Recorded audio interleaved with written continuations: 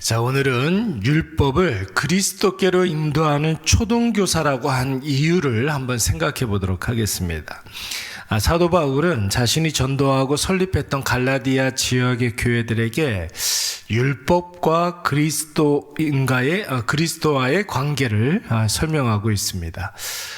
월요일 날은 우리는 예수 그리스도를 믿는 믿음으로 우리는 이 세상의 모든 속박에서 자유케 되었다, 이렇게 이야기를 했습니다. 율법으로 자유케 된 것이 아니라 율법을 지키면 지킬수록 나의 죄됨이 자꾸만 생각이 나고 확인이 되는 거고, 근데 우리를 진짜 자유케 하는 것은 예수 그리스도를 믿는 그 믿음이 우리를 자유케 한다. 이것을 우리가 배웠습니다.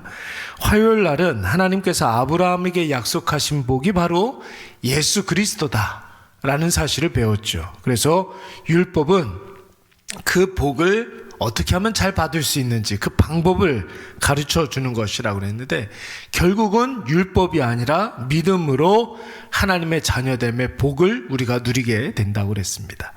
그리고 어제 수요일 우리는 율법은 처방전 같다, 이렇게 이야기를 했죠. 처방전에 쓰여있는 약 이름은 예수 그리스도.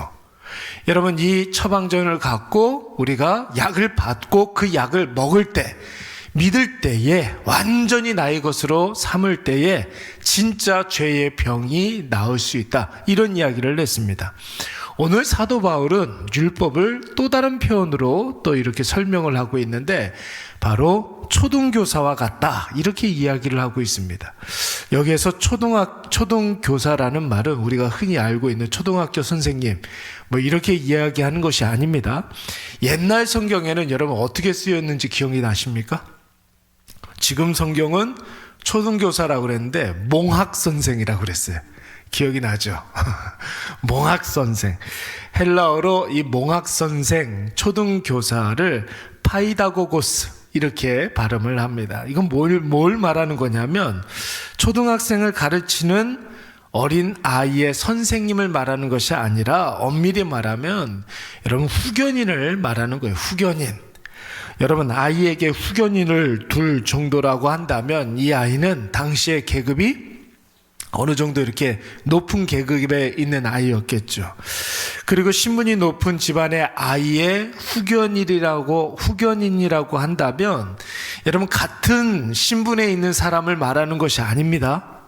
같은 신분에 있는 사람을 말하는 것이 아니라 그 집안에 부리는 종들 가운데 가장 학식이 있고 가장 좀 이렇게 뭔가 이 아이를 잘 양육할 수 있는 그런 품위가 있고 좀 뭔가 높은 위치에 있는 그런 종은 종인데, 그냥 같은 신분의 사람이 아니라 종은 종인데 어느 정도 인품이 있고 훌륭하다 생각하고 이 집안에 있는 모든 것들을 다 관리할 수 있는 그런 사람, 이런 사람을 믿을 수 있는 그런 종을 아이를 맡겨가지고 이 아이의 후견인으로 세워서 이 아이가 이제 성인으로 자랄 때까지 굉장히 많은 것들을 이렇게 가르쳐주는 그런 사람입니다. 그러니까 여러분, 구약시대에 이런 사람 한 명 있었습니다. 모든 것을, 종인데 모든 것을 맡겼던 사람, 누굴까요? 보디발의 집에 요셉과 같은 사람을 말하는 거예요. 그리고 이 아이가 장성하여서 한 사람의 사회인으로 스스로 모든 것을 결정할 수 있을 때, 여러분, 이때 후견인이 필요합니까? 필요하지 않습니까? 필요하지 않죠. 이 초등교사, 몽학선생은 필요하지가 않은 거예요. 이제 자기 할 일을 다 했기 때문에 아이의 인생에서 이 몽학선생은, 초등교사는 사라져버려야 되는 거예요. 없어져야 되는 거예요. 그게 바로 초등선생의 임무입니다. 율법이 이 초등교사와 같다라는 말은 구원자 예수 그리스도께서 이 세상에 오시기 전까지는 구원에 이르는 방법을 제시하고 가르쳐주고 해석해주고 그리고 훈련시키는 것이죠. 그러니까 여러분, 초등교사, 몽학선생과 같은 것입니다. 그런데 이제 구원자이신 예수 그리스도께서 오시면 여러분 어떻습니까? 이 율법이 필요합니까? 필요하지 않습니까? 더 이상한 몽학선생은 필요하지가 않는 거예요. 오직 예수 그리스도를 믿기만 하면 되는 것입니다. 제가 부교육자 생활을 꽤 오래 했었는데 저는 사실 이제 어린이 부서보다는 청년 사역을 좀 오래 했습니다. 젊은이 사역을 하면서 가장 고민이 되었던 것은 무엇이냐면 아이들이 고등학교만 졸업하면 교회까지도 신앙까지도 다 졸업을 해버린다는 것입니다. 자녀들이 고등학교 때까지는 부모 말을 어느 정도는 다 이렇게 잘 들어요. 교회 나가라고 하면 억지로라도 교회 가서 좀 이렇게 앉아있다가 꾸역꾸역 이렇게 좀 졸는 한이 있더라도 교회를 좀 나갑니다. 그런데 여러분 고등학교 졸업하면 어떻습니까? 대학교를 진학을 한다든지 직장에 취업을 하게 되면 그때부터는 부모의 말을 잘 안 듣는데 특히 신앙적인 부분에 있어서만큼은 더 적극적으로 반발을 합니다. 교회 가자고 하면 엄마나 나가라고 그러고 예배 꼭 드리라고 하면 왜 그래야 되는지 모르겠다고 하고 그 교회 이야기, 신앙 이야기 좀 하려 치면 종교의 자유가 있는 나라에서 왜 자꾸 신앙을, 교회를 강요하느냐 이렇게 대듭니다. 왜 그럴까? 제가 한번 가만히 생각을 해봤어요. 여러 가지 이유가 있겠지만 고등학교 때까지는 자기가 성인이라고 생각하지 않아요. 그때까지만 하더라도 자기가 미성년자라는 사실을 본인들 스스로가 인정을 합니다. 자기가 어리다 생각을 하죠. 나는 부모의 보호를 받아야 한다는 것을 인정하기 때문에 그래도 미성년자였을 때는 부모의 말을 좀 이렇게 듣고 교회 나가줍니다. 그러나 고등학교 졸업하고 대학을 가게 되면 사회적으로, 인지적으로 자신이 성인이 되었다고 생각을 하면 여러분 그때부터는 굳이 부모의 말을 다 따라야 한다라고 생각하지를 않아요. 그래서 제일 먼저 그동안 가장 이해가 안 되고 가장 힘들었던 교회 출석부터 반발하기 시작하는 것입니다. 그때가 되면 부모도 사실 그런 자녀에게 할 말이 없게 됩니다. 그래서 여러분 아이들이 장성하기까지 신앙에는 반드시 초등교사가 있어야 된다. 초등교사, 몽학선생. 여러분 이 율법과 같이 아이를 계속해서 훈련시키는 그런 모습들이 있어야 돼요. 여러분 삶의 태도, 마음과 생각, 말과 행동, 선택과 결정, 이 모든 것들의 해석을 잘 해주고 그 해석처럼 되는 것을 실제적으로 본인들이 체험하게 할 수 있는 그런 여러분 선생이 필요합니다. 옆에 그것이 친구가 되었든지 선배가 되었든지 교사가 되었든지 목사님이 되었든지 여러분 그런 존재가 필요한 거. 그래서 여러분 중고등학교 때까지 교회에 친구가 있고 같이 신앙생활 할 수 있는 그런 친구가 있으면 잘 떠나지 않죠. 근데 중고등학교 때까지 특별히 교회에 친한 아이들이 없고 친한 선생님이 없고 친한 친구들이 없고 그러면 여러분 쉽지가 않아요. 그래서 우리 교회는 청소년 부서가 있기는 있지만 어른들하고 같이 예배를 드리게 하는 것입니다. 예.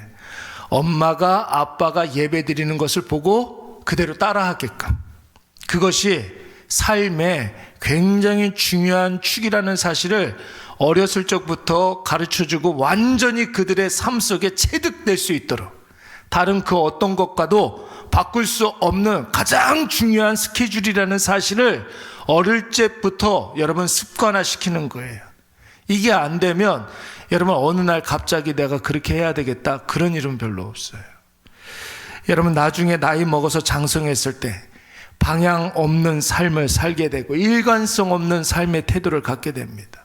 세상의 원리, 세상의 방식으로 살게 되고 신앙과 상관없는, 말씀과 상관없는, 은혜와 상관없는 그런 삶을 살게 되는 것이죠. 사랑하는 여러분, 바로 율법이 그런 역할을 예수님이 오시기 전까지는 해왔다는 거예요. 예수 그리스도께서 이 세상에 오시기 전까지 약속을 받은 무리들에게 하나님 자녀의 삶을 연습시키고 그리고 훈련시키는 역할을 한 게 바로 율법이라는 거죠. 율법이 그래서 전혀 쓸모가 없다 이렇게 이야기해서는 안 되는 거예요. 예수님 모시기 전까지 하나님의 자녀로 살아갈 수 있는 훈련을 시키는 거예요. 그래서 예수님이 오셨을 때, 예수님을 우리가 믿게 되었을 때, 왜 이렇게 살아야 하는지를 알게 되는 거죠. 여러분, 그래서 연습이 꼭 필요한 것입니다. 근데 여러분, 연습은 연습 때나 필요한 것이 실전의 때가 되면 더 이상의 연습과 훈련은 필요가 없죠. 하나님께서 예수 그리스도를 보내주셨기 때문에 이제는 구원자 되시는 예수 그리스도를 믿기만 하면 되는 것입니다. 그동안 율법을 통해서 내가 죄라는 사실을 알게 되었으니, 나의 노력과 최선으로 안 된다는 것을 알게 되었으니, 하나님이 구원받는 유일한 방법으로 보내주신 예수 그리스도를 우리가 믿었을 때, 그때 예수 그리스도를 힘입어서 담대히 은혜의 보좌 앞으로 나아가면 되는 줄로 믿습니다. 사랑하는 여러분, 그래서 율법이 필요 없는 것이 아니라 율법으로, 세상의 원리로 우리는 하나님이 어떤 분이신지를 여러분 알게 되었어요. 구원이 왜 필요한지를 알게 되었습니다. 그리고 이제 예수님이 내 삶에 찾아왔을 때, 예수님을 완전히 믿음으로 말미암아 내 것으로 삼음으로 말미암아 그때 그 예수 그리스도를 힘입어서 우리가 하나님께 더 가까이 나아가면 되는 것이죠. 여러분, 아이들에게 자전거 가르쳐 줄 때 한번 생각을 해보십시오. 아이가 자전거에 올라타고 페달을 밟으면 아빠가 여러분 어떻게 합니까? 뒤에 자전거를 잡고서 죽어라 쫓아다니는 거예요.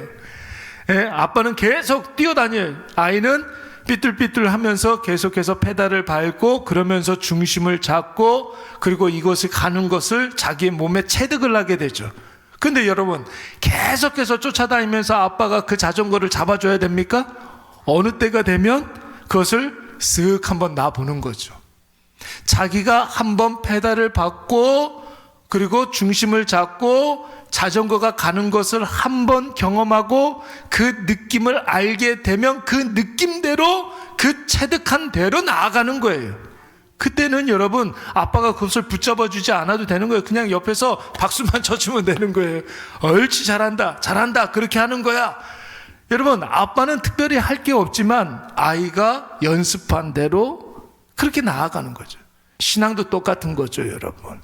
율법이 예수 그리스도가 오시기 전까지는 잡아준 거예요. 근데 예수 그리스도가 오시면 더 이상의 율법으로 살 필요가 없게 되고 예수 그리스도를 믿는 믿음으로 살면 되는 것입니다. 여러분, 오늘 이것을 꼭 기억하셔서 오늘 실전 같은 하루가 시작되었습니다. 오늘 이 하루 예수 그리스도와 우리가 동행하는데, 여러분, 예수 그리스도를 믿는 그 믿음으로 실전과 같은 이 하루를 살아가시기 바랍니다. 그리고 오늘 하루 가운데 하나님께서 부어주시는 그 은혜를 다 느끼고 체험하시고 또한 감사하시는 귀한 하루가 되시기를 간절히 축원합니다. 우리